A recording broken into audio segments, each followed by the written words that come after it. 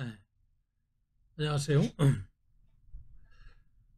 오늘 이제 2월 마지막 주 방송이 엊그제 구정하고 또 다음 주는 3월을 시작하는 이런 날짜입니다. 오늘도 보니까 등불님, 남사님, 정혜웅님, 홍고래 사냥, 보리개떡, 나또TV, 이경희님, 사유원님 뭐 이렇게들 일단은 오셔서 또 글을 남겨주셨네요. 고맙습니다. 우리 애국 시민들은 봄이 오는 소리가 들리지 않고 아마 가슴이 답답하고 이런 시간들이 아마 계속되고 있을 거예요. 이번 주 관심을 가지고 좀 신문을 보시고 뉴스를 분석한 분들은 아마 더 답답하셨을 겁니다. 오늘 이런 이야기를 중심으로 한번 제가 대한민국의 현 조서가 어디인지 좀 풀어드릴까 합니다. 오늘 오후 되니까 뭐 분위기가 완연하네요. 이제 추위도 더 이상 꽃샘 추위 몇 번 빼고는 간 것이 아닌가 이런 느낌이 들 정도로 봄 기운이 느껴집니다. 제가 요즘 마음이 각박합니다만 그래도 그 바쁜 와중에 가끔씩 좀 몇 자씩 적는데 그 제가 뭐 몇 자씩 적는 거는 그 바람이죠. 현실은 그렇지 않은데 앞으로 그렇게 됐으면 좋겠다. 이런 시대가 왔으면 좋겠다. 이런 이야기를 하는데 지난주에도 제가 일요일날 예배 마치고 뒷산에 가서 잠깐 그 소나무 쳐다보면서 머리가 아파서 이런저런 생각하다가 글을 하나 적었는데 이제 봄바람 솔바람이다 이런 시를 하나 적어봤어요. 봄바람 솔바람 낭독해 드릴게요. 봄바람이 좋나요? 솔바람이 좋나요? 둘 다 좋다고요? 그렇네요. 둘 다 좋아요. 봄바람이 일어서 솔바람을 날리면 어느새 다른 세상에서 한바구음 짓고 있잖아요. 이 바람의 향기도 계절 따라 다르지만 동토를 가로질러 엄동설화를 물리친 봄바람, 솔바람은 그 기상이 최고지요. 이미 먼 하늘 보며 미소 짓게 하잖아요. 그래서 더 좋아요. 또 짤막하게 저희 바람을 적은 시를 하나 낭독해 드렸습니다. 오늘 또 한국갤럽이 지난 23일, 25일 사이에 18세 이상 성인 1,004명에게 그 문재인 씨 직무 수행 여부의 평가하는 여론조사를 했는데 역시 뭐 잘하고 있다는 39%, 잘못하고 있다는 52% 그래가지고 비슷한 추세가 지금 계속되고 있어요. 그래서 연령대별로 항상 제가 분석을 했습니다만은 18세에서 29세, 20대, 20대는 잘못하고 있다는 게 58%로 꽤 높습니다. 잘하고 있다는 31%, 잘못하고 있다고 58%. 60대하고 비슷해요. 60대 이상하고. 60대 이상도 잘못하고 있다가 31%, 잘하고 있다가 59%. 문제는 40대입니다. 40대는 잘하고 있다가 아직도 54%는 나오고 잘못하고 있다 37%로 유독히 문재인 주사파 정부에 대해서 호의적인 평가를 하고 있어요. 그거 참 이해가 안 되는 이런 세대인데 모르겠어요. 국가 간 역사 간 교육이 문제가 있지 않느냐 이런 생각을 좀 하고 있는데 근데 여기 한 가지 오늘은 말씀드리고 싶은 게 국민들이 그럼 잘하고 있다고 39%에도 지지해 준 이유를 보면은 이게 언론들이 얼마나 국민들을 개돼지 취급하면서 인식을 잘못하게 하고 있는지 느끼겠는데 잘하고 있다고 긍정적인 평가를 한 이유 중에 하나가 신종 코로나 바이러스 감염증 대처를 잘하고 있다. 아니 전 세계에서 백신을 102번째 맞는 나라가 코로나 대처를 잘하는 거예요. 공산주의적으로 인간의 가장 기본적인 헌법의 기본권을 통제하는 것 위에 가장 중요한 백신 활포를 완전히 실패한 나라는 이걸 잘하고 있다고 긍정평가를 했다는 게 이거 언론이 뭘 어떻게 하는지 모르겠어요. 복지를 확대했다. 빚내 가지고 돈 나눠주는 게 복지 확대입니까? 긍정적인 측면이 전혀 없다고는 하는 건 없지만 부정적인 측면이 너무 크기 때문에 이것도 인식이 잘못됐다고 보고, 국민 입장을 생각하는 정부라고 생각한다는 자체가 좀 이해가 안 되고 있어요. 기본에 충실하고 원칙대로 하고 공정해서 그렇다? 야, 이게 이분들이 정말로 객관적으로 대한민국 국민으로서 이 정부에 대해서 평가를 하고 이런 답을 하고 있는 것인지 한번 묻지 않을 수가 없습니다. 반대로 잘못하고 있다는 거는 뭐 부동산 정책 잘못하고, 이건 뭐 서민들이 피부로 느끼는 거니까. 역시 코로나 대처 미흡이 잘못됐다. 인사 문제, 대북 문제 너무 종속되어 있다는 거 아니겠어요? 리더십 부족, 편파적이고 진영적이다. 공정하지 못하다, 내로남불, 공론분열, 갈등 조장 등등등 해가지고 이런 평가를 하고 있는데, 제가 요즘 느끼는 건 우리 국민들께서 나란 일에 좀 더 관심을 가져야 되겠어요. 이래서는 안 되겠습니다. 정말로 다 함께 노력해서 이 나라가 여기까지 온 거지, 몇 사람의 노력으로 몇 사람의 책임을 방기해서 그렇게 되는 게 아닙니다.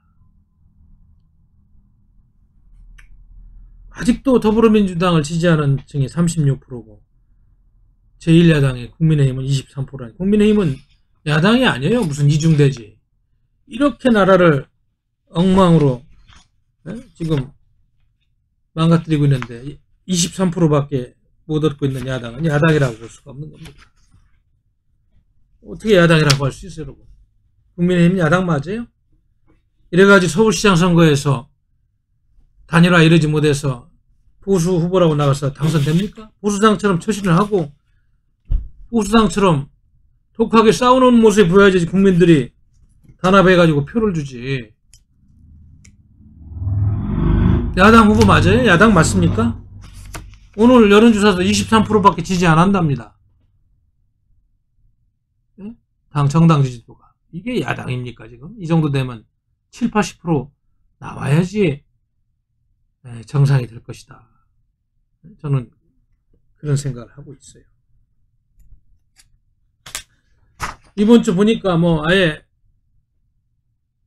대통령부터 일개 말단 공무원까지 공권력을 가진 사람들이 재보궐선거에서 어떻게든 이겨보려고 성추행으로 물러난 자리를 다시 차지하려고 안간힘을 쓰는, 마치 매표 선거 범죄 집단 것처럼 보이는 그런 현상들이 보여요. 우리 헌법의 제7조는 공무원의 정치적 중립성을 규정하고 있고, 공직선거법 구조는 자치단체장을 포함한 공무원이 선거에 부당한 영향력을 행사하거나 선거 결과에 영향을 미칠 행위를 해서는 안 된다고 그렇게 분명히 규정하고 있고, 이런 것 때문에 노무현 대통령이 2004년 탄핵소추된 거 아니에요. 선거법 구조 위반으로. 당시 다른 말도 안 했어요. 국민이 총선에서 열린우리당을 압도적으로 지지해 줄 것을 기대한다. 대통령이 뭘 잘해서 열린우리당이 표를 얻을 수만 있다면 합법적인 모든 것을 다 하고 싶다. 이 말 한마디로 탄핵을 당한 그걸 우리 더불어민주당하고 문재인 정부가 잊고 있는지 모르겠어요. 뭐 오늘도 보니까 여기 사진도 있습니다만, 한 문재인 씨를 비롯한 뭐 여기 당대표, 원내대표, 뭐 각 부서 당관들이 부산에 어제 가덕도 공항 때문에 부산 내려가가지고 이 한 말들 보니까 이건 뭐 노무현 전 대통령이 한 이야기보다 훨씬 강도가 센 매표행위지 뭐예요 이게. 공무원의 정치적 중립성을 완전히 벗어나는 것이다, 이렇게 판단됩니다. 변창흠 국토부 장관을 문재인 씨가 데리고 가가지고 부산 가서 뭐라고 그랬어요? 의지를 가져라, 책임감을 가져라, 반드시 실현시켜야. 실무자들은 지금 여러 가지 어렵다는 이야기를 했잖아요. 예산도 7조가 아니고 28조, 뭐 8천억인가까지 된다고. 그래서 관련 부처인 국토교통부, 기획재정부, 해양수산부 등등등 공무원들이 지금 문재인 씨의 이런 말 한마디에 지금 알겠습니다, 송구스럽습니다, 역사의 대역죄를 또 선거법을 위반하면서 짓는 이런 재정정에 들어갔다. 아직 국회에서도 가덕도법도 통과도 안 됐잖아요. 예비 타당성 조사도 안 한다고 그러고. 선거에서 표만 얻는다면 뭐 못할 게 없어요. 못할 게 뭐 있어요. 나라도 팔아먹게 생겼어요 지금. 이 정도면요. 더 한심한 놈들은 이러한 문재인 씨를 비롯한 집권 여당을 비판하면서 가덕도의 경제 타당성이라든지 앞으로의 미래를 봐가지고 김해공항보다 여기 하는 것은 전체적인 나라의 이익을 위해서 합당하지 않다고 부산 지역 출신 야당 국민의힘 의원들이 이걸 비판해야 되는데, 예? 한술 더 떠가지고 말이죠. 부산 야당 의원들이 추진해달라고 한다니까. 이놈들은 더 나쁜 놈들이에요. 야당이. 야당의 기능을 못하고 있는 거 아니야. 비판의 기능을. 어떻게 대한민국 이런 나라가 돼 있어요 지금. 네? 문재인 씨는 정부가 김해 신공항 확정 방침을 철회도 하지 않은 상황에서 지금 28조 원으로 추정되는 가덕도 신공항을 최대한 지원하겠다고 약속하고, 가덕도를 보니 가슴이 뛴다느니 가덕도 신공항에 문제를 제기한 국토부의 장관을 질책하고 말이죠. 중범죄를 짓고 있는 사실을 본인이 알고 있는지 모르겠어요. 그러니까 28조 원이나 든단 국민 혈세 사업이 전망이 있고 건설을 해놓은 다음에 미래 투자 수익성이 있어야 되는데, 지금 이 관련 부처들 실무자들 의견들은 여러 가지를 들어가지고 안 된다는데 왜 이러는 거예요? 왜 이게 국민들이 뽑아주는 대표들이 할 짓이냐고.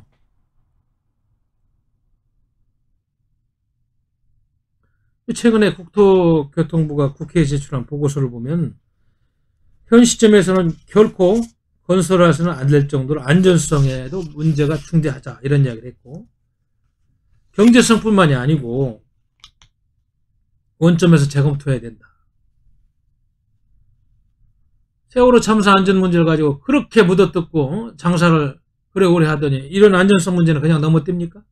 28조 들어가는 국민 혈세 사업이라는데.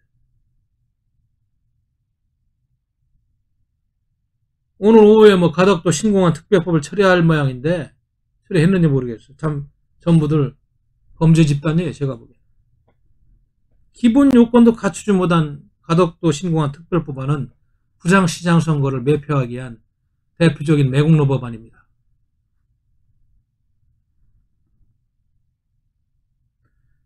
전 세계적으로 해외 주요 해상 매립공항 중에 홍콩 책납국 공항이라든지 싱가포르 챙공항 등과 비교를 해가지고 왜 가덕도가 문제가 되는지, 안전운항에 불리한 해상공항 유례가 없다는 그런 결론을 낸 중요한 보고서를 묵살하고 정치인들이 이렇게 장난질하고 있는 현상을 우리 국민들이 알아야 돼요.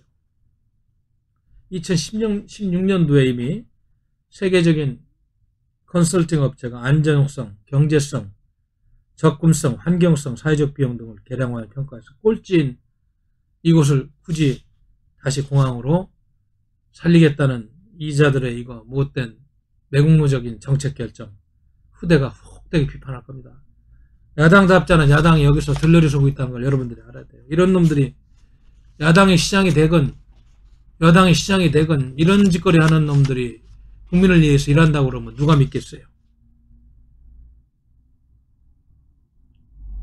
가덕도는 바다 안쪽에 위치한 그런 해외 공항들과는 달리 그런 바다 바깥쪽에 들어서기 때문에 파도와 바람의 영향을 훨씬 많이 받고, 또 수심과 집안의 그 연약층이 깊어가지고 막대한 성토 작업이 필요하답니다. 그래서 28조까지 들어가는 것이고, 해일이 발생하면 영향을 줄이기 위해서 해수면 위로 약 40m, 약 10층 건물 높이까지 올려야 되고, 활주로가 높은 데다가 바다와 육지, 바다에 걸친 모양이 이렇게 이중적으로 돼가지고 항공기 착륙 때 활주로에 못 미친 지점에 부딪히는 사고 개연성도 크고 추락 위험도 있고, 또 부등치마 현상, 집안이 들쑥날쑥하게 내려앉아 구조물을 붕괴시키는 부등치마 가능성이 커서 이 착륙 때 매우 위험하다.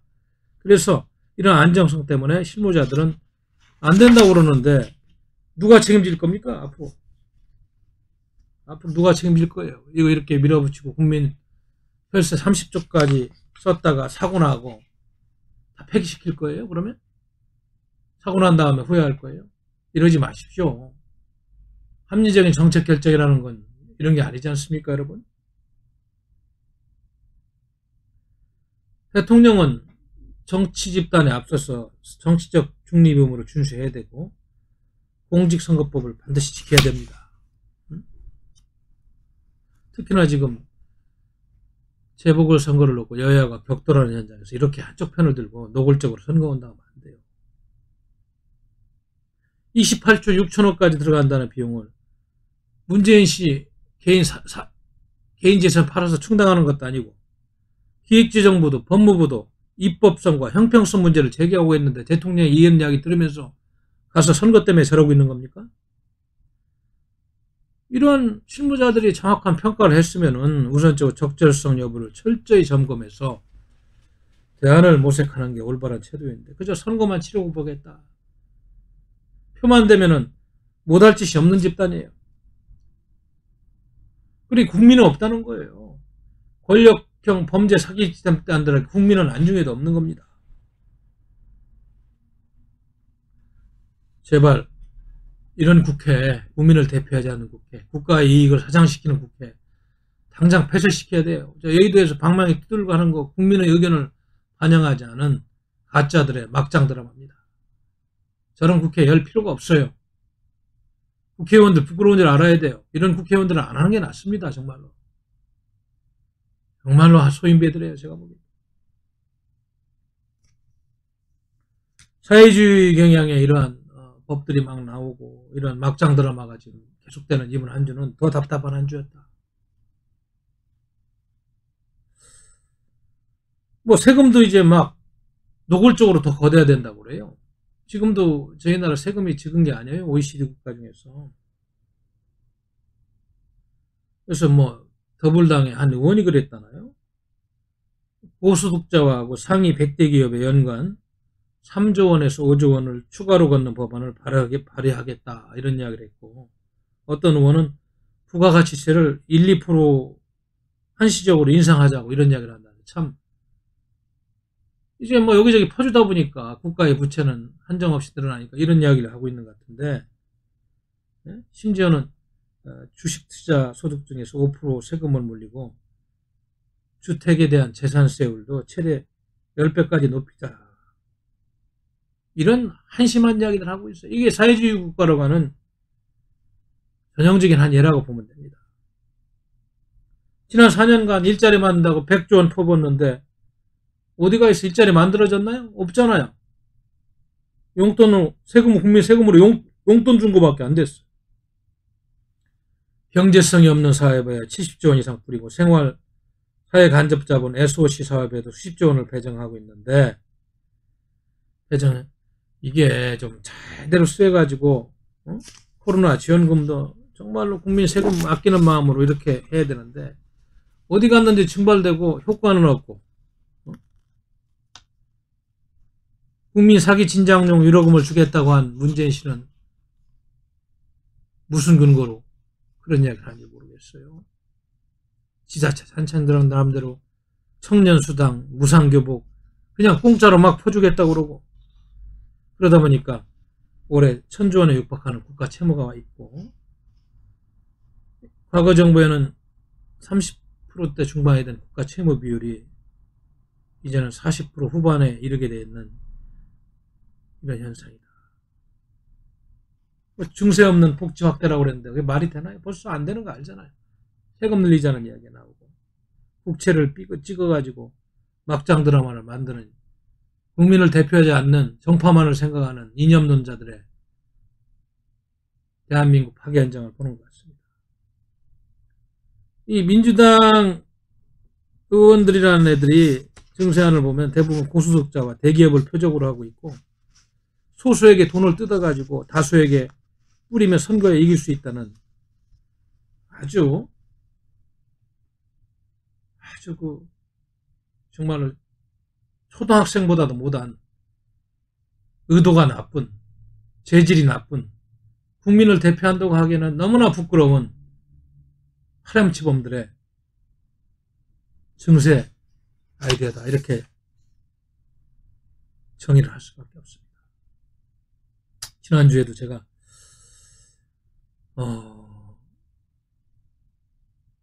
문재인 씨 부친 문제 가지고 뉴스타운의 조우석 평론가가 증언자들의 증언을 지금 영상으로 내보내면서 이번 주에도 문재인 씨 부친되는 문용형, 본명은 문용준이라고 하는데, 그분이 이제 과거 노동당의 중요한 지역 간부였다고 그런 증명을 하는 전직 방첩부대 CIC 요원의 증언이 있었다.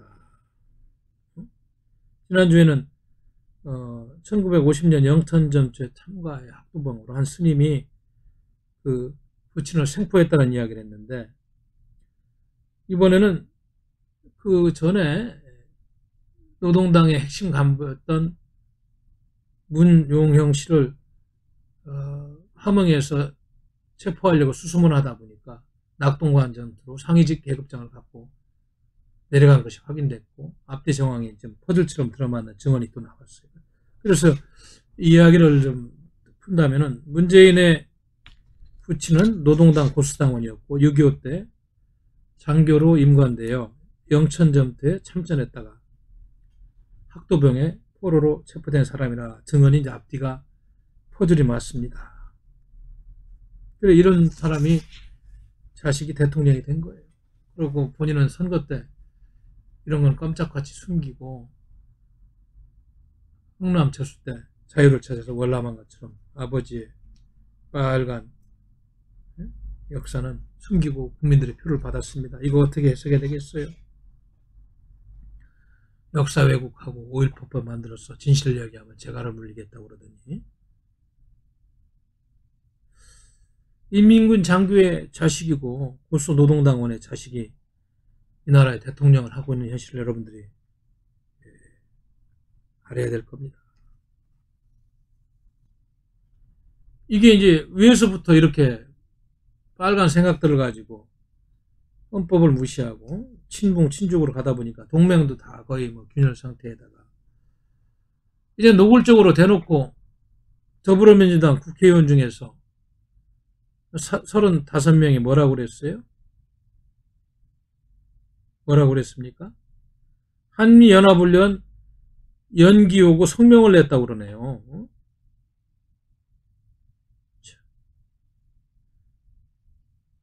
이유는 뭐냐면 북한 김정은 정권이 집요하게 연합훈련을 비난해왔고 앞으로도 그럴 것이기 때문에 국회의원이라는 사람들, 국가의 안보를 책임져야 될 35명의 더불어민주당 의원들이 북한 편을 들어서 김정은이가 주장하는 그 내용대로 한미 훈련 연기를 요구하는 성명서를 냈대요. 이게 대한민국 국회의원입니까? 북한의 최고인민회의 의원들이에요. 대의원들이에요. 그들은 성명을 통해 가지고요, 국방부는 방어적 성격의 연합지휘수 훈련이라고 설명하고 있지만 북한은 김정은 국무위원장까지 나서 강력하게 반발하고 있다. 대화 국면 조성과 코로나 방역을 위해 한미연합훈련 연기를 촉구한다. 이건 노골적인 동맹해체 이적 발언입니다, 여러분. 북한 문제를 어떻게 푼다는 거예요? 북한 핵 문제에 대한 명확한 핵 폐기에 대한 그런 보증여시, 북한 문제가 풀려요? 이 35명 의원들 어떤 분들인지 명단 공개하고 훗날 역사가 다 조사해야 될 겁니다. 한미연합훈련은 이미 거의 다 폐기되고 축소되고 컴퓨터 시뮬레이션으로 동맹이 무색할 정도로 이미 죽은 거 아닙니까? 형해화된 훈련을 뭘 더 하지 말라는 거예요. 대한민국의 장군을 지낸 사람, 형우의 사람들 뭐 하는 거예요? 예비역 장군처럼 국방을 위해서 일했으면 이런 거 그냥 두면 안 되잖아요. 제한군인에 뭐 하는 거예요? 한국 자유총연면 뭐 하는 거예요? 대한민국 안보를 생각합니까? 김정은이 반대하니까 하지 말자는 거예요. 또 가짜 평화쇼 하려고 그러는 거예요. 6.25 직전에 전쟁은 없다고 평화 논리 설파하던 자들하고 뭐가 달라요? 이게. 똑같은. 임진왜란 이전에. 예? 임진왜란 이전에도 똑같죠. 동인 서인. 전쟁한다 안 한다. 그래서 일본에 사절단을 보냈죠. 동인을 대표해서 황윤길. 아니죠. 서인을 대표해서 황윤길. 동인을 대표해서 김성일. 이렇게 꾸려서 정사부사로 일본 풍신수길 도요토미 히데요시가 어떤 준비를 하고 있는지 몇 개월 시찰을 하고 옵니다. 전쟁할 거 알면서 당파 싸움 합니다. 그 당시 조선조정의 윤두수 정철을 중심으로 한 세력은 서인 황윤길을 통해서 전쟁의 침범의 가능성이 있다. 반면에 동인의 영수였던 이산해를 중심으로 한 유성룡도 그 당시는 동인이었죠. 유성룡은 동인이었지만 전쟁을 대비해야 된다고 한 그런 동인이었는데 그래서 그 당파였던 김성일은 전쟁이 나지 않는다. 이렇게 싸우다가 전쟁이 날 걸 알면서도 징비록 여러분 기록을 보셨으면 알겠습니다만 그 당시 뭐 정확한 기록은 없습니다만 이런저런 추정상 조선 백성의 인구가 600만을 조금 잇도는 정도였을 때 180만 명이 도륙당했다니까 이렇게 정치인들이 무책임한 얘기하고 훈련하지 말자는 것이 오버랩되네요. 이 사람들 책임질 수 있어요? 북한 핵 책임질 사람들입니까? 35명 국회의원인지 뭔지 이런 사람들 정말 안 됩니다. 도대체 이 정부에는 국회의원 해가지고 내내 제가 이야기합니다만 이 안보 문제를 국민의 그런 경각심을 다 해체시키고 청소년들의 주적관념도 없애고 안보가 무엇인지도 모르는 국민으로 이렇게 만들고 있는 이 언론들과 이 사람들이 큰 죄를 짓고 있는 거예요. 한미동맹 파괴하는데 일조하는 문청인 외교안보 특보부터 해서 이수혁 주미대사부터 강경화 헛개비 장관부터 해서 정호영부터 해서 서훈이 이인영이라는 사람 말이에요. 통일부 장관 하면서 뭐라고 그랬어요. 오늘도 보니까 영국 일간 파이낸셜 타임스 인터뷰에서 북핵 문제로 제재하는 문제에 대해서 효과가 있었느냐를 검토해야 된다. 무슨 효과? 더 옥조여가지고 북한 정권이 유지 못할 때까지 나와서 핵을 포기하게 만드는 것이 제재인데 북한이 못 사는 주민들이 못 사는 것이 외국 편입니까? 핵을 포기하고 독재 정권 편이라고 해야지. 이런 자들이 무슨 장관이라고 말이죠. 지금 대한민국 국무회의에 앉아가지고 웃고 떠들고 있느냐 이거예요.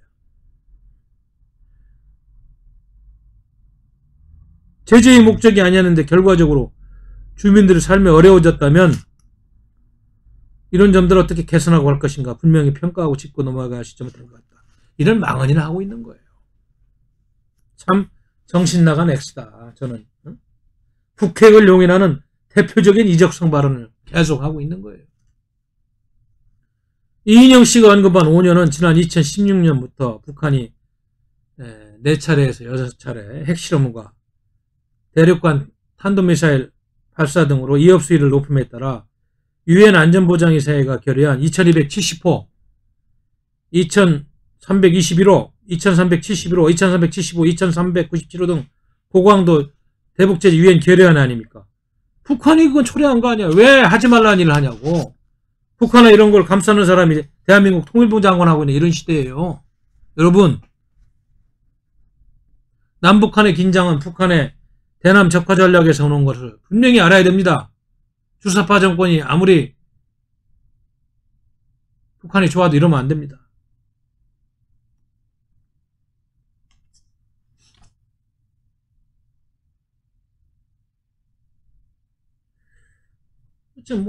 통일부 장관은 그러잖아. 국방부 장관은. 아니, 한미동맹 파괴하는 걸 방치하면서 국방부 장관이라는 사람이 전작권이나 달라고 하면서, 예? 기강은 해이해야 될 대로 해이해져가지고 말이죠. 서욱씨는 육군사관학교 나와가지고, 장관 벼슬하는 게 얼마나 좋으면 본인의 양심을 팔아서 거기 앉아가지고 가장 중요한 안보 문제를 그렇게 다루고 있는 거예요.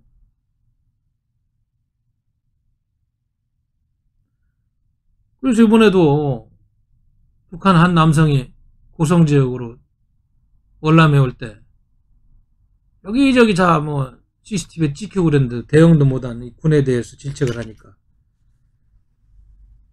참 국방장관이라는 사람이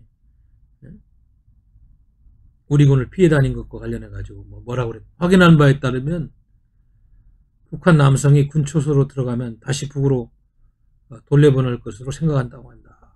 그래서 민가로 가려 한 것 같다. 아니 과거에 그런 사례가 있잖아요. 국군한테 발견되면 강제 북송당할 수 있다. 문재인 정권이요, 이 탈북민들이 국군을 만나면 살았다가 아니라 죽을 수가 있다. 이게 정말 대한민국입니까?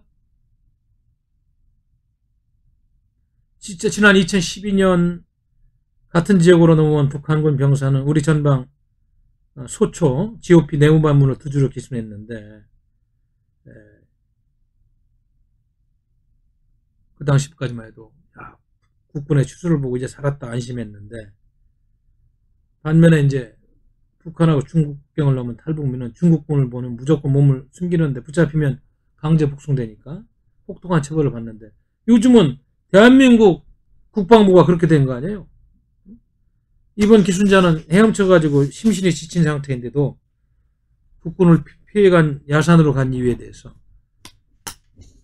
탈북민들이 잡히면 국군도 중국군과 마찬가지로 강제 북송할까봐 그랬다는 이런 정황은 과거 2019년 11월 문재인 정부가 기순 의사를 밝힌 북한 어민 2명을 강제 북송한 사건과도 관련이 있는 겁니다. 이유도 참 구차했어요. 그 당시에. 이들이 살인에 연루됐다는 감청 첩보가 있다는 이유로 수갑과 안대를 채워서 판문점으로 그냥 이송한 그런 일이 있었어요. 인권을 완전히 지금 무시한 처사였죠. 또 지난 2019년 2월 달에는 57시간 사투 끝에 삼척항에 도착한 북한 어민 4명 중 2명도 몇 시간만 조사받고 기순사가 없다면서 그냥 북송시켜버렸어요.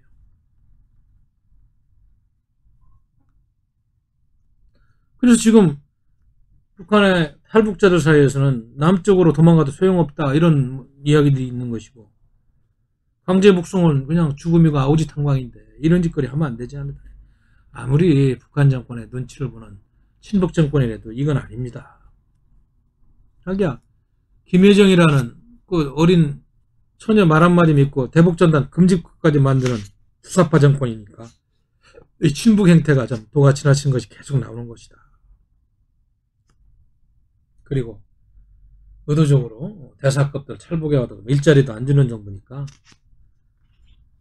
탈북하지 말라고 인권이고 뭐고 헌법정신이 뭐고 다 팽개치고 국제사회에 우리는 친북 정권이요 인권이고 뭐고 없어 이렇게 대한민국 브랜드네임을 다 깎아먹는 정권이 되고 있다.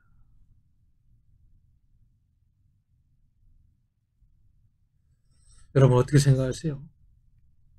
이런저런 거 뭐 하도 사례가 많으니까 이렇게 이야기 들어도 이제 뭐 그러려니 하는 겁니까?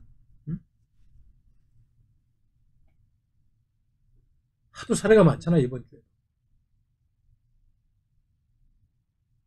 우리가 3월 1일 날 문재인 척결을 위한 뭐 대대적인 투쟁의 날로 선포하고 준비를 하는데 결국은 뭐 구인 이하 집회 그것도 금지구역 빼고 외곽에서밖에 허용을 못했는데 지난번 백기환 씨 통일문제연구소장 연결식에는 천여 명이나 모여서 이렇게 연결식 치는 걸 보면 이중자 때도 이런 이중자 때가 없다.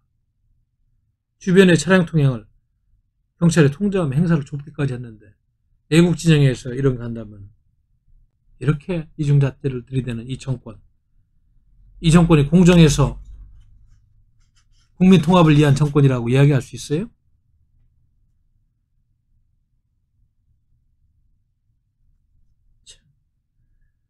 아까도 얘기했습니다만 우리 국방부, 통일부, 경찰청 어디 어디나 선한 곳이 없어요. 다 해이해지고 너무 한쪽에 치우쳐 있어요. 왜 이들이 지금 나라를 해체하고 있다고 그러냐면 헌법 정신을 지키지 않잖아요. 헌법을 지키지 않으면 그 권력은 합법적인 권력이 아닌 겁니다. 대한민국 군인 정신이 해이질 대로 해이져가지고 주적 개념도 없고, 배수로가 있는지 없는지 모르고 점검도 안 한 사단장부터 해가지고 8시간이나 활보해도 말이죠. CCTV에 이렇게 찍혀도 추적도 늦게 하는 이런 군인. 재작년에 북한의 목선이 삼척항에 정박했을 때도 똑같은 엄중한 인식을 가지고 근원적인 대책을 마련해야 한다는 국방부. 하나도 달라진 게 없어요. 제주주 그 중요한 해군기지가 시위대의 놀이터가 되고 수도방해 사령부가 치계가한테 말이죠. 이렇게 유린당하고,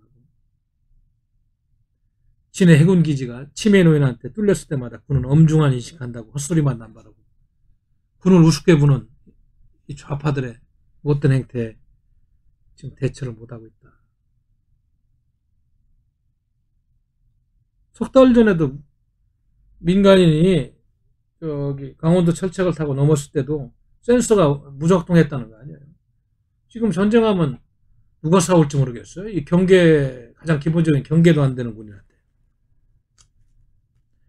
기본적인 경계도 안 되고, 뭐, 이런, 체제가 안 된 나라가 전시작전 통제권을 달라고 하고, 북한 핵을 가진, 북한하고 싸워서 이기겠어요? 네? 이게 난센스 아니에요? 서욱 씨, 당신 국방장관 하면서 좀 대답 좀 해봐. 군인이 나라나 안 지키고 말이죠. 국내 정치 선전에 이렇게 놀이기감에 되는 그런 사람들을 국가의 안보를 책임진다고 할 수 있어요? 한미훈련이나 잘하자고 그래요. 당신 국방부 장관은 그런 게 옳고, 정권에 유장된 남북 평화쇼에 군이 사실상 정신적인 무장 해제 상태가 되고 있는데, 국방장관 당신 뭐 하는 거야 지금? 나라는 군사력으로 지키는 것이 말장난으로 지키는 게 아니잖아. 북한하고 한미연합훈련을 협약했다는 대통령 밑에서 당신이 할 게 뭐야 도대체? 정신 나간 사람들이야. 이러다가 북한에 복속될 것이라고 주한미군 사령관이 경고한 거 흘러들으면 안 돼요. 예? 벨 사령관이 그랬죠. 정신 차려야 된다고.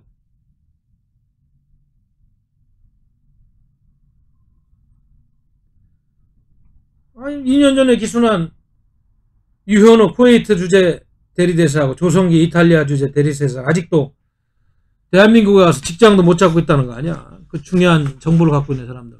홀대하는 거 아닙니까? 대한민국 자유를 찾아오는 사람들. 예? 북한 인권법도 만들어 놓고 말이죠. 시행도 안 하고 예산도 배정도 안 하고. 그래서 탈북 외교관의 아내는 편의점에서 아르바이트하고 교수 출신 탈북민은 막노동을 하고. 이러니 이게 대한민국이 자유민주 국가가 맞냐고요. 목숨 걸고 오는 사람들 정보를 잘 취합해서 북한의 사회를 제대로 분석하는 토대로 삼아야 되는데, 그러다 보니까 북한 해외 주재관이 우리나라로 오는 그 명수가 2013년에 8명이었어. 2014년 18명, 2015년 20명으로 늘었다고 당시 국정원이 보고를 했는데, 최근에 망명이 이제 숫자가 확 줄어가지고 이런 소문이 나니까 한국에 와가지고 일자리도 못 잡고 푸대받는다 그러니까 불러 들어오는 복동에도 지금 북한에 눈치 보느라고 대북전단법만 만드는 게 아니고 탈북 행렬도 지금 간접적으로 안 왔으면 좋겠다는 메시지를 주는 이런 정부가 돼 있다. 그러니까 문재인 정부의 고위급 탈북민 할 때는 북한의 고위급에게 한국에 오지 말라는 신호를 간접적으로 보내는 탈북을 원천 봉쇄하는 것하고 뭐가 다르냐? 어? 이건 김정은 남매가 가장 바라는 것 아닙니까? 이러면 안 돼요. 대한민국 헌법은 이런 거 용납 안 합니다. 이런 거 탄핵 대상이라 이거예요. 북한 폭력 집단의 생존을 돕고 그들이 반인륜적인 범죄를 방조하는 거하고 뭐가 달라 이 정권들이. 그래서 내가 권력형 범죄 사기 집단이라고 하는 거예요. 국민과 헌법이 없는 집단들 아예. 문재인 주사파 정권의 친북 종북 행태가 여기까지 가고 있는 거예요 지금. 헌법 정신을 정면으로 부정하는 반역적인 그런 행태들이다.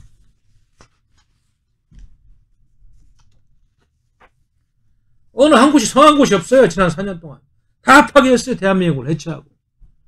헌법은 그냥 누더지가 되고, 법이라고 만드는 거 보면 억지 떼법 만들어가지고 국민을 대표하는 국회의원이 아니고 국민을 괴롭히는 국회의원들이 돼 있단 말이죠. 수사파 권력의 똥개 역할을 하는. 응? 뭐 경찰청은 또 국가수사본부 만들어가지고 중립적으로 엄정하게 수사한다고 그러더니 결국은 뭐 우리가 예측한 대로 경남지방 경찰청장 지낸 남구준 씨를 아마 국가수사본부장으로 지명했다고 그러는데, 이분은 2018년 8월부터 1년간 청와대 국정기획상황실에 파견된 독립성, 중립성을 확보한다는 취지와는 거리가 먼, 지금 현재 그 행안부 장관이 누구예요? 그 양반 고등학교 후배라고 이게 들었는데, 외부 공무원 5명은 다 팽개쳐버리고 처음부터 이런 사람 안 치려고 장난한 것이다. 정권 코드대로 인사를 했어요. 국가수사본부. 구차한 변명을 하고 있어요. 경찰청 임용 후보자 심사위원회를 형식적으로 열어가지고 심층 면접 등을 거친 결과 어쩌고저쩌고 다 이게 구차한 변명입니다. 처음부터 경찰의 독립성은 없어요. 권력의 신여, 견역할밖에 안 된다는 것이 또 나온 거예요. 그래서 이윤호 동국대 경찰행정학과 교수가 뭐라고 그랬어요? 국가수사본부를 경찰청과 완전히 분리하지 않고 직제상 경찰청장 휘하에 둔 것으로도 모자라서 본부장까지 경찰계급 체계에서 자유로울 수 없는 현직 인사를 발탁한 것만으로도 독립성은 물 건너간 것이다. 뭐 이것도 아주 학자적인 설명인데, 더군다나 이 남 후보자는 문 대통령 측근인 전해철 행정안전부 장관의 고등학교 후배다. 중립성을 훼손하는 인사다.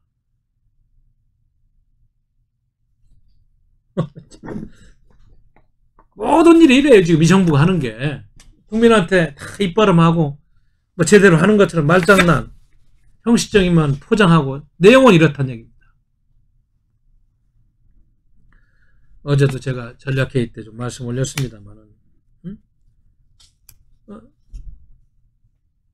공수처 만들어서 검찰 권력의 상당 부분을 이제 축소시키더니 이제 완전히 검찰의 뻐다기를 다 빼가는 중대범죄수사장까지 만들 법안을 지금 통과시킨다는 거 아니에요?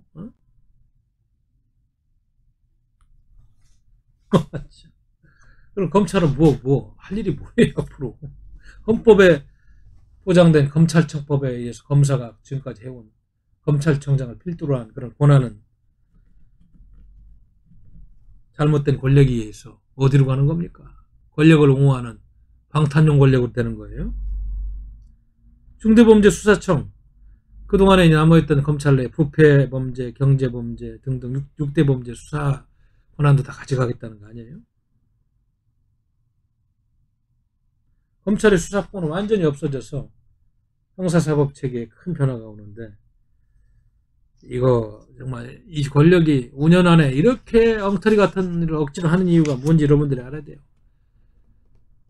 권력을 연장시켜서 어떻게든 장난해서 깜빵 가지 않고 이 못된 권력을 살아남게 하고, 이걸 추진하는 국회의원이라는 작자들은 여기에 다 대상이고 권력을 좀 누려보겠다는 잘못된 이념과 잘못된 도덕성을 가진 그런 존재들이다.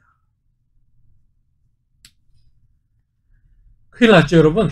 뭐 사례가 하도 많으니까 내가 여기까지 얘기했는데도 이번 주에 참 숨 막힙니다. 외무부 장관이라는 정우영이는 안 된다.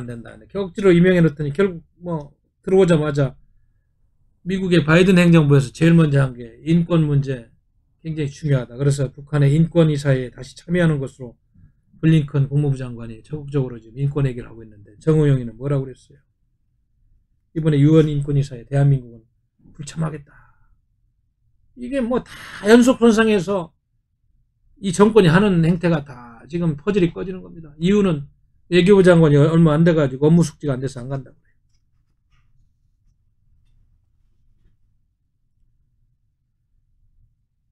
3월 22일에서 23일 날 제46차 유엔 인권이사회 열리는데, 아니 정호영 씨가 외교부에서 통상교섭 조정관까지 뼈를 묻은 사람이 뭘 업무 파악이 안 돼? 안 되기는. 물론 그 양반은 뭐 안보하고는 별 상관이 없는 통상 쪽에서 일하는 양반인데, 이번 이사에서는 각종 인종차별 문제, 북한 인권 문제도 주요 의제로 다뤄진다는데, 대한민국 헌법은 폐기시키세요. 그럼 헌법 안 지키려면 뭐하러 거기다 갖다 놓고 이렇게 말장난들로 이런 핑계 저런 핑계로 인권을 중요시하는 대한민국 헌법 정신을 쓰레기통에 이렇게 던지고 있는 겁니까 지금? 특히 이번에 국제인권단체들이 한국의 대북전단 금지법 시행으로 북한 내부로의 정부 유입이 차단될 것이라는 그런 우려를 제기하고 있는 마당에서 늦게라도 가서 좀 설명하고 얼굴이 다 상한 대한민국 체면이라도 세우고 와야 될 거 아니에요. 토마스 오헤아 칸타나 유엔 북한인권 특별보고관도 이 문제를 위해서 적극적으로 제기하고 지금 활동을 하고 있는데, 외교부 장관이 안 된다고 이 문제가 막아집니까? 북한 내 반인도 범죄가 여전히 자행되고 있고 재발 방지를 위한 국제 공동체 즉각적인 조치를 촉구하는 유엔 인권 최고 대표인 미첼 바첼레트의 그런 사람들의 얘기도 있는 마당에, 미국도 적극적으로 인권 문제를 가지고 중국을 견제하려고 블록이 형성되고 있는 마당에, 지난해 11월 유엔이 채택한 북한 인권 결의안 공동제안국으로서의 불참도 크게 비난을 받았는데 또 올해도 불참하겠다는 이 정부의 행태 비판하지 않을 수가 없습니다. 그러니까 이 종북 정부, 북한의 눈치 봐보는 정권이지 대한민국 국민과 헌법을 위해서 일하는 장관과 차관과 국회의원들이 아니고 이 정부가 아니다. 큰일 났습니다, 여러분. 백신 문제도요, 창피해서 세상 얘기도 하기 싫어요. 오늘부터인가 뭐 일부 맞는데, 그거는 개발도상국을 제대로 상대로 이렇게 백신의 여분을 할당해 놓은 물량 일부 가져와 가지고 102번째로 맞는답니다. 경제는 10위권이고 뭐든지 빨리빨리 하는 나라가 코로나 방역, K 방역 완전 실패한 거 인정하고 사과하세요. OECD 경제 협력국을 보고 37개국 중에서는 꼴찌고 아프리카 웬만한 국가보다 맞고 있는데 102번째로 맞고 있는 현실. 이스라엘은 전체 인구의 51.5%가 1차 접종을 마쳤고 33%는 2차 접종도 끝낸 상황이다. 백신이야말로 코로나 사태를 끝장내는 근본적인 해결책이고 집단 면역을 형성하는 지름길이다. 그래서 인구의 2배, 3배 확보하고 빨리 접종을 시작하는데 이 정부는 거짓말하고 있다. K방역 홍보? 이거 실패하고 102번째 맞는 나라가 뭘 홍보해? 백신이 충분히 도입되고 있어요? 102번째 맞는데도? 그런 거짓말 하지 마세요. 이 정권이고 경제는 10등인 나라가 백신은 102등입니다. 설명 좀 해보세요. 국민들한테 잘못된 언론들 동원해서 거짓말 하지 말고 죄송하다고 하세요.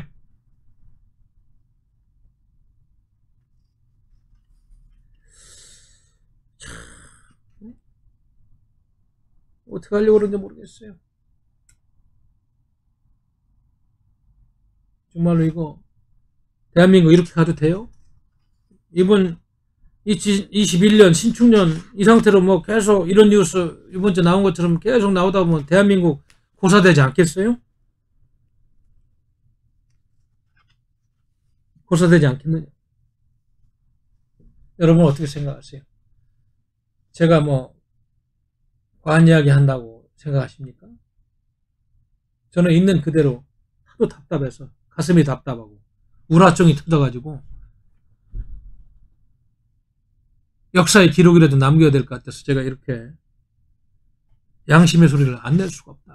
우리 당원들이 이론적으로 부정하고 애국지사들이 투쟁의 기반을 만드는 그런 논리적인 근거로 삼아야 되겠다. 이런 생각을 해봅니다. 가계빚은 뭐 또 1700조 원이랍니다. 그래서 한국은행 23일 날 발표한 걸 보니까 가계대출 플러스 판매신용 그러니까 뭐 신용카드까지 다 합해서죠. 약 1700조 원을 돌파하는 이런 시대에 와 있다. 이게 빚을 빚으로 막고 어려워지니까 계속 신용불량자들이 생기면서 이런 현상이 있는 거예요. 1700조. 국가부채 1000조.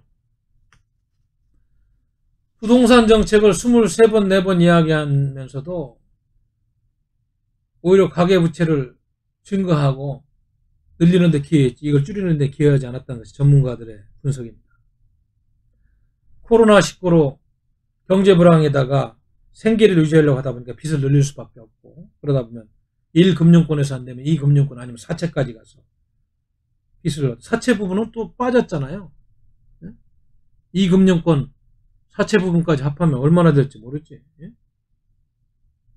경기 침체가 되니까 빚을 얻어서 아파트 구매하고 주식시장에 뛰어들고 정상적인 상황이 아니잖아요. 돈 만들려고. 대출을 힘든 서민들은 높아진 집값, 전세값에 외곽으로 떠밀리고, 외곽으로 안 나가는 세입자들은 말이죠. 급등한 전세값, 열세를 부담하기 위해서 또 빚을 져야 되고, 청년들은 대박 보상심리만 생겨가지고 말이죠. 올해 1월 달만 해도 5대 시중은행에서 마이너스 통장이 43,000개가 만들어졌대요. 그만큼 힘들다는 겁니다. 주택정책은 왜 그냥 두는 게 낫겠어요? 하면 할수록 악화되고 서민들만 어려워지니까. 25차례 주택에 대한 대책을 냈는데도 부동산 정책은 완전히 실패했다. 정치적 득실을 따지면서 하니까 그렇잖아요.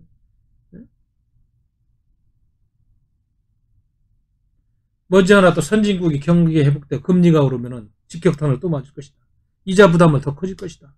그러면 파산하는 가구가 늘고 전체 금융 시스템에도 엄청난 부담, 충격이 올 것이다.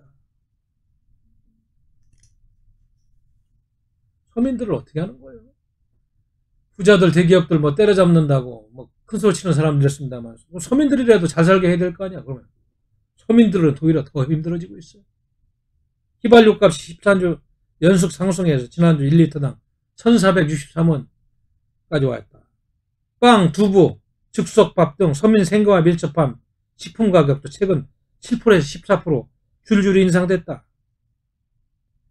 가뜩이나 소득과 일자리가 줄어드는 상황에서 서민들은 급등한 물가를 감당하기가 너무 힘들다. 이것이 정론입니다. 지금 가진 자들 못 가진 자들 분리해 가서 갈라치기 하면서 했으면 서민들이라도 잘 살게 해야 될 거 아니야. 다 어려워지고 있잖아요. 1월 소비자 물가도 전년 동월 대비 0.6%나 올랐다고 그래요. 지난해 4분기 소득 하에 20%가 1분위 가구의 근로소득이 13.2%나 감소됐고, 이거는 일용직이라는 임시직 일자리가 급감해가지고 저소득층에 직격탄을 맞은 그런 결과다. 그러니까 위로금이든 지원금이든 마구잡이로 그냥 퍼주는 것보다는 뭔가 대책을 가지고 더 어려워지는 서민들을 방치하지 말고 돈만 일부 나눠줘서 땜빵한다고 되는 게 아니잖아요.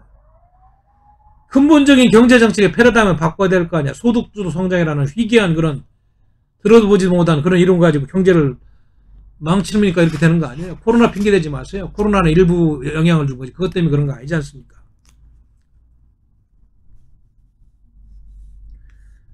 고용지표는 최악인데다가 통계 실업자로 분류되지도 않은 그냥 쉬고 일이 없어서 일시휴직자라고 하는 사람들은, 구직을 단념한 사람들은 무려 438만 명이다.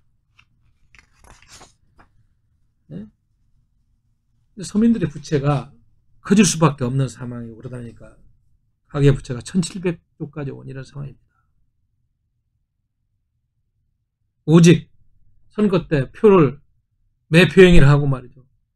붉은 주사파 정권 연장에만 모든 것을 걸고 있는, 국민은 안중에도 없는 거대한 범죄 사기 집단 같은 이들로 인해 가지고 폐륜 정권 같은 이 모습 때문에 대한민국도 죽고 국민도 죽고 잘 사는 국민도 죽고 서민도 죽고 다 죽고 있는 겁니다, 여러분.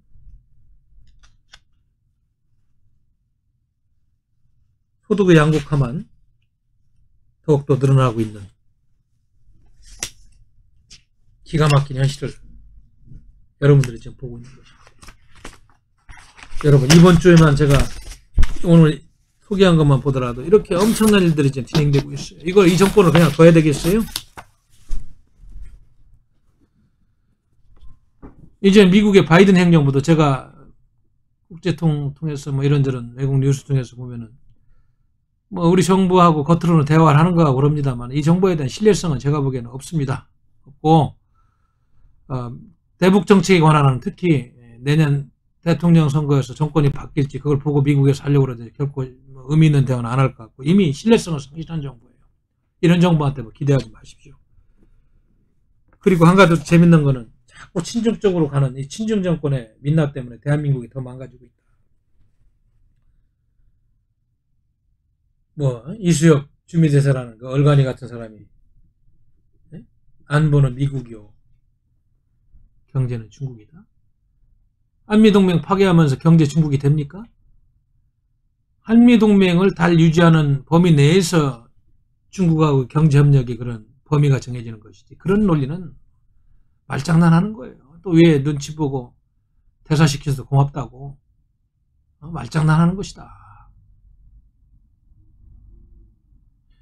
최근에 대만의 사례를 보니까 제가 대만의 가장 명문 대학인 대만 국립정치대학에서 외교학과에서 강의도 하고 국제대학에서 특강도 많이 하고 했습니다만 체류도 하면서